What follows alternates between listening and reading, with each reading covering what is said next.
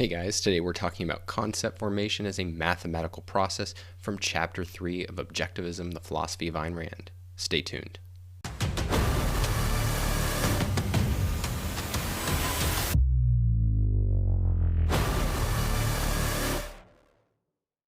Okay, so today we are talking about measurement omission. Now, if you remember where we left off, we went through the conscious process by which we form concepts, which is that first we engage in differentiation, which is where we isolate a group of similar concretes or similar existence against a background of different existence. And, we talked about the way in which it was that similarity was really a smaller difference swamped by a larger difference. And that allowed us to see these existence before us, Steve Jobs and Bernie Madoff, as similar as against, say, a cat, right? And then the next step was integration, was taking all of the concretes that are similar and fusing them into a new mental entity that ultimately we're holding in the form of a concrete, which is a word, a symbol that stands for a concept, and that from there on out we're on a policy of anything else that we see that is like Madoff, that's like Jobs, we are going to include under the concept of man, and that amounts to opening a file folder where we store knowledge that's relevant to all men. And if you'll recall, what we left off with, though, is what is it that allows us to do that? Why can we treat all men as interchangeable, given that there's no identical element within them? That if you compare men and look at any aspect of them, there's differences. So what is it about them that allows us to treat them as identical? And that's really what we're going to talk about today. So let's do a quick rundown of what Leonard covers in this section. So first, he starts with a parallel between measurement and concept formation. That in measurement, what we're able to do is relate things to a quantitative standard, let's say foot, and that allows us ultimately to go from perception to beyond perception. That is, we can identify quantitative relationships. We can measure, say, distance in increments smaller than what we can perceive, all the way down to the microscopic level, all the way to distances that are so expansive that we can't perceive them, the distance from here to the moon or further. So it's by identifying quantitative relationships that we can go beyond perception. And what we see in this section is that is the same process that it goes on in concept formation. And so that the Ayn Rand's answer, if you remember, we talked about context omission last time, which was the idea that, we form concepts by stripping away differences. Objectivism's view is, no, we don't strip away differences, because then you'd be left with nothing. We don't engage in context omission, we engage in measurement omission. And so what is measurement omission? Well, Leonard talks about it both in terms of differentiation and integration. He starts with integration. He says that when we integrate the existence that we're engaged in conceptualizing, what we're doing is we're seeing that, say, Steve Jobs and Bernie Madoff, they have the identical characteristics, but the differences between them are only differences in measurement. And so to form the concept man, what you're in effect saying is you're saying that as a kid, you're probably doing it in forms of shape. There's kind of man shape, and the differences are only ones of degree, of more or less. And as an adult, you would say it's a range of consciousness, and that the differences between Bernie Madoff and Steve Jobs as beings holding reason, the reason differs only in measurement, only quantitatively, and so we can treat them as the same as against a cat, which has a much smaller range of consciousness, or you could say a different kind of shape. And so it's the way that Ayn Rand will put it is that we're not pretending the measurements don't exist. We're not saying that we're not pretending that the range of consciousness of a Steve Jobs is the same as Bernie Madoff, is the same as Don Watkins, or that they don't exist at all. What we're saying is that they exist, but they're not specified. And this is the idea of measurements must exist in some quantity, but can exist in any quantity within the relevant range. Now, then Leonard turns to differentiation and says that in the process of differentiation, measurement omission is playing a key role. And what is that role? Well, remember, what we're differentiating between is we're saying that a smaller difference is swamped by a bigger difference. That the difference between Steve Jobs and Bernie Madoff is swamped by the bigger difference they have with a cat or with a sloth or something like that. But that contrasting concrete, the cat or the sloth, in order for us to be able to differentiate them, they must have an underlying similarity. That is, they must be commensurable, that the kind of man shape has to be measurable against cat shape. They're both under the umbrella of shape, and shape here plays the role of what Ayn Rand calls the conceptual common denominator. It's the characteristic that by which that whole range of concretes that we're comparing and contrasting can be measured against one another. And so, as a kid, it would be man shape versus cat shape. They're both on the CCD of shape. As an adult, as we learn more about man and animals and the whole world, and we need to focus on different things in order to differentiate man from animals, we would get something like range of consciousness. And we can say that, there's a man range of consciousness, and that's commensurable against cat range of consciousness all the way down to, what would you call it? Maybe slug or jellyfish range of consciousness. That those are all commensurable. Whereas you couldn't form the concept man by differentiating, Bernie Madoff and Steve Jobs against rock music or the color red, that those wouldn't be commensurable characteristics. There would be nothing in which you could relate them to a common unit of more or less. And so it's measurement and recognizing that the differences between men are not differences in their characteristics, but in the measurement of those characteristics. That's what's going to allow us to form concepts. That's the basis of concepts in reality. And thus we get to the final part of this section where Leonard is focused on, well, why do we need to know this? Because unlike what we talked about in the previous chapter, measurement omission happens implicitly. We do it without knowing it, and we would continue to do it without knowing it. But what that perspective gives us is a validation of reason, because our basic mode of functioning as thinkers and as actors, as human beings, is the conceptual level. And by knowing that the conceptual level is legitimate, because when it's treating things as a unity, it's treating them as a unity because they are identical in a certain respect. They're identical as having the same characteristics within a given range that differs only in measurement, only quantitatively. We've validated reason. We've put it on firm footing, and that allows us to move ahead with the whole of philosophy. So let's say a few things about measurement. So first of all, the first thing to be clear on is that when Ayn Rand's talking about measurement omission, she's not saying that we actually have to be able to carry out measurement or measure entities or measure their attributes in order to form concepts. Rather, the point is that that in order to do it, we have to recognize that these things are measurable. And even that's not exactly the right way to put it. Rather, at the perceptual level, what we perceive as similarity to the fact that things are commensurable. It's not that a little kid has to look at two human beings and say, okay, they have a common shape as against a cat. It's that because they have a commensurable characteristic, a characteristic that differs in terms of more or less, they can just, at the first level of concept formation, perceive similarity.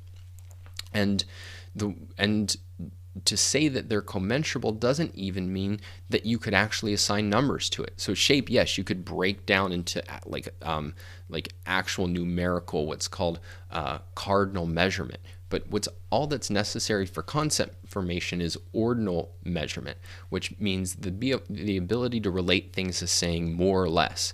And everything in the universe is measurable in that sense because everything is related to other things in the universe. So we're always able to conceptualize things because they stand in a more or less relationship with other things based on their characteristics. And the real insight then is that qualitative differences, that what we perceive as qualitative differences or what we think of as qualitative differences are really quantitative differences. It's bigger quantitative differences swamping smaller ones. The quantitative differences between human beings are smaller than the quantitative differences in shape or range of consciousness with cats or sloths. But it's just a quantitative difference, but at a certain point, a quantitative difference becomes a qualitative difference.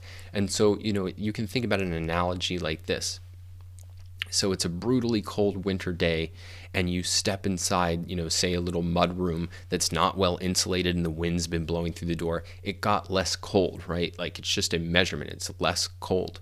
And you step into the main room, and now that's even less cold than the previous room. And then finally you go into a bathroom where there's a vent blowing hot air, and it's less cold still. But that the difference between that and outside is, even though it's just a difference in degree, literally a difference in degree, the difference is so big that you can say outside it's cold and here it's hot. But all it is a quantitative difference, a difference that is at a scale that is qualitatively different. All right, so let's talk a little bit more about measurement omission in both the process of differentiation and the process of integration. And now you'll notice that Leonard talks about them in terms of, he gives us measurement omission as it applies to integration first and differentiation second, which is a reversal of the process that we went through in the previous section, where we said that first we differentiate and then we integrate. And as best I can tell, the reason that he does this is simply because it's easier to understand measurement omission in the context of integration than differentiation. Differentiation, we get into this tricky concept of commensurability and the conceptual common denominator, very intimidating words, and I think he wants to give us the more easy aspect of measurement omission to grasp. But because we've already gone through it in Leonard's organization, I think we can now go through it in the same way that the process actually is carried out when we're thinking. And so we'll start with differentiation. And differentiation, as we've talked about, is really you're isolating things that are less different than a third thing, than a foil, as Harry Binswanger will call it. That we perceive things as similar because they're less different than something that's even more different. Bernie Madoff and Steve Jobs are different, but they're less different than against each other than they are to a cat. And all we're adding in this section, all we're adding by bringing in measurement omission, is really to say that what allows the cat to function as a foil, what allows us to see two human beings as less different as against another animal like a cat, is that the human beings and the cat are all commensurable. That is, that their differences are differences in measurement as well. And so this is that's why it's important to get what are the characteristics of human beings that we're focused on when we form the concept man. Well, it's differences. As a kid, it might be in shape, that there's man shape as against cat shape, and they're commensurable. The conceptual common denominator then is shape. Shape is something where we can compare man shape to cat shape, whereas there's nothing commensurable. There's no way to compare two men to red or two men to a sound. And so that's really all we're adding, is that the foil has to be along the same axis of a measurable characteristic. And as an adult, the distinguishing characteristic that we reach is man is the rational animal. He has the faculty of reason. And so here too, we're dealing with a range of consciousness, and we would contrast it with something like a dog or a cat that had a range of consciousness, but a different one. We couldn't form the concept man, as against computer, because there is no range of consciousness on a computer. There's not a commensurable characteristic in that way. And so that's really all we're adding. We're not adding anything to the process. We're just understanding the process and what allows us to perform it in a deeper way. Now, briefly, I want to contrast the conceptual common denominator, the CCD, from the genus in a definition, because this is something that people will sometimes confuse. So we'll talk about definitions more, I think, 2 videos from now. But in a definition, you have a genus and a differentia. You have the genus is the wider class that the existent you're conceptualizing belongs to, say animal for man. And then the differentia is the distinguishing characteristic or characteristics that set off this group from the wider class. So for man, it's rationality. It's our ability to reason. It's the fact that we survive by reason. So we have a wider class from which we're distinguishing one class. And the genus is not the CCD. The CCD is not a class. It is a characteristic. It is a measurable characteristic. So it's something like shape, range of consciousness. It's not a class of entities if we're talking about concepts of entities. So I just want to make sure that we're not blending those two things together because they sometimes get confused. The CCD is a characteristic, and the distinguishing characteristic is going to be a range or a category of measurements within the CCD. Let me just clarify that last point. So I've been talking about, when we're forming the concept of man, we're saying that there's a range of measurements of human shape as against cat shape, or human range of consciousness as against cat range of consciousness, and that what we're doing is saying that man falls anywhere within that range, right? Sometimes we're not dealing with a range of measurements, but a category of measurements. And so, for instance, if you're forming the concept triangle, you're dealing with three sides, right? So it's not a range, it's a category. So I just wanted to get that. That's what I'm trying to capture by saying that range or category of measurements. So I don't have that much more to say on the topic of integration than what we've already covered.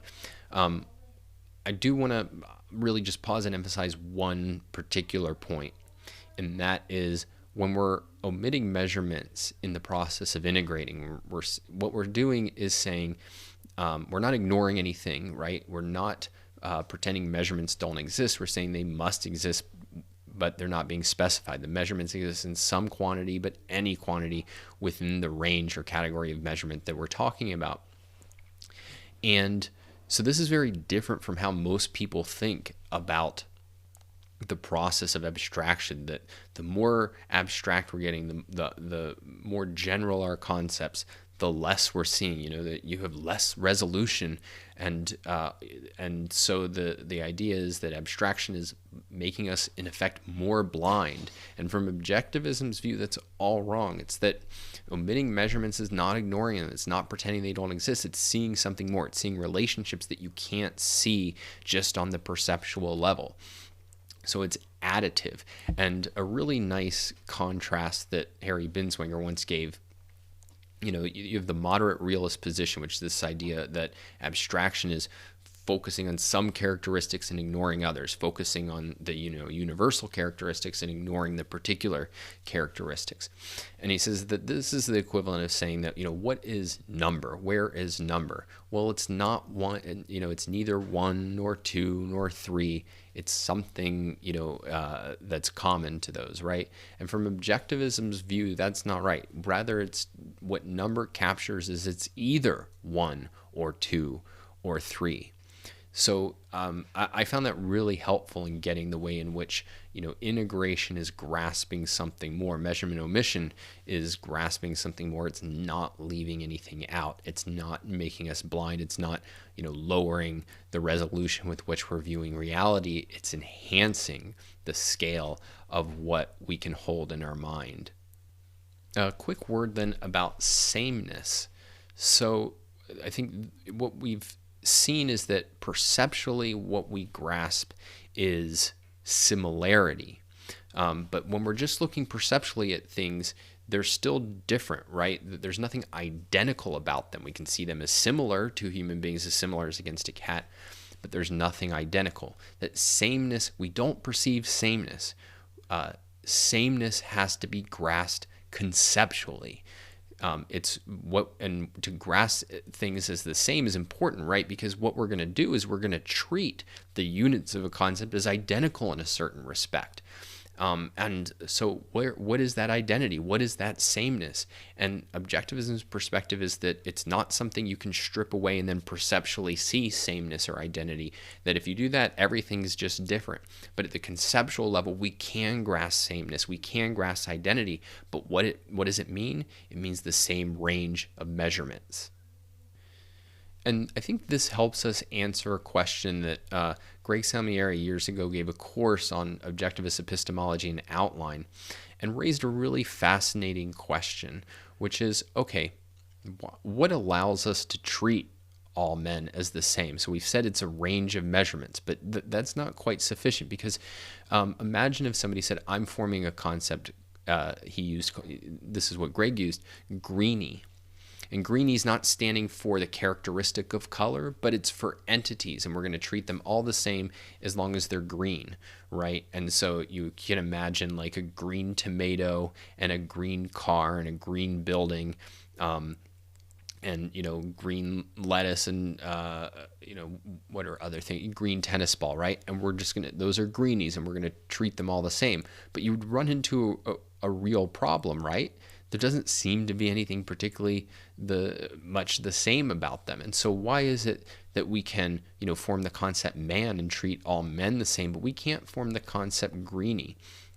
And what he emphasizes is that when we're engaged in the process of concept formation, so take a kid noticing, all right, there's man shape as against cat shape, and so men are similar as against cats.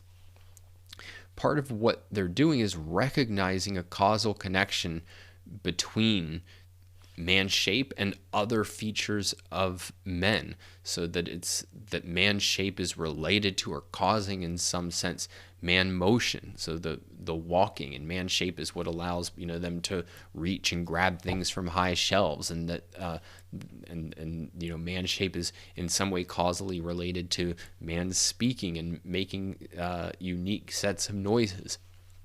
So it's that what you're doing is you're not just plucking out any characteristic when you're forming a concept. It's a characteristic that distinguishes and explains a lot of the other things that you're observing, first at the perceptual level, and then later on when we're forming more abstract concepts at higher and higher levels of conceptual development.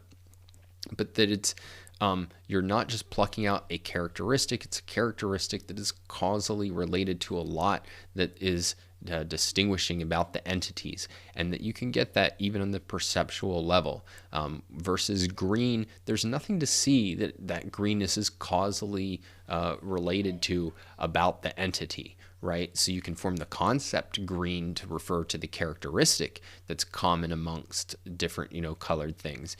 That's totally legitimate. But if you're trying to just pluck one similar characteristic and use that to unite different entities, there's a reason that kids don't form the concept greeny. It's because they're not observing a causal relationship between that and other things about entities. Whereas for something like man, if you have the CCD of shape, you notice that man shape, the distinguishing category of measurements, is related to many distinctive things about man. And then once you form a more adult, the adult concept of man, or the adult understanding of man as a range of consciousness, then you have many more causal connections about what's distinguishing man from the other things around you.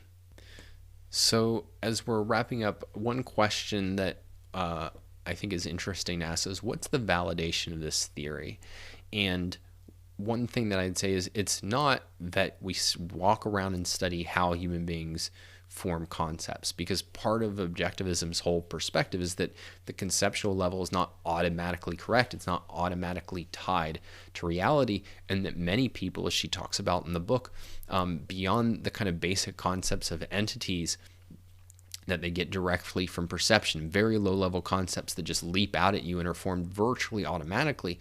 It's that many people don't actually form concepts actively. They just take them over from others, and they're kind of fuzzy approximations. And that there's many concepts that people use and take over that aren't even legitimate concepts. And so you can't just perform a sociological study in order to understand or validate this as concept formation. And I think what has to happen for somebody to discover this is just, Ayn Rand tells us that the way to actually think about concept formation is not even to start with projecting how a child forms a concept. We talk about that a lot, and it's a useful example or a useful perspective to have on concept formation is how would you first form this from reality? But that when you're actually thinking about, okay, is this theory right? And how do I form concepts?